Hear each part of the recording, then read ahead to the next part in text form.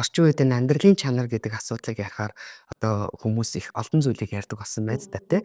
Тэр дотор ингээд энэ амьдралын чанар гэж ерөөсөө хувь хүний сонголт юм уу? Тий?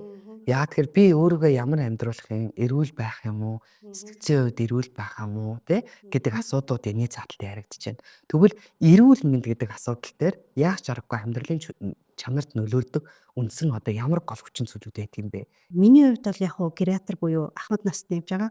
Хамтын эмч гэдэг маань бусад төрөлцсөн мэрэгжлийн эмчээс юугаар ялгаатай гэдэг вэ гэхээр амьдралын төгсөлийн 10 жилд өөртөө үйлчлэх чадвартай, өөртөө сэтгэл хангалуун, бие даах чадвартай, тэгээд өөрөө нийгмийн харилцаа, өр хүүхдүүдийн харилцаанд байр суурьтайгаар одоо өтлөөлөх одоо тийм зорилго бүхий эмч байгаа. Тэгэхээр энэ амьдралын чанар гэдэг зүйл маань одоо зөвхөн настай хүний эмч учраас ахмадынхаа талаар гэдэг талаасаа биш, эрүүл насжилт гэдэг зүйл маань өөрөө хүний амьдралын бүхий л одоо үе шатанд дагаж явах асуудал. Нэг үгээр хэлбэл бид нар эрүүл мэндээ хэдий сайн хадгалж хамгаалж чадна төдий ч нэ эрүүл идэвхтэй оролцоотой бүтээлч тэгээд амьдралын чанартай хорт наслах боломжтой гэсэн болж байгаа.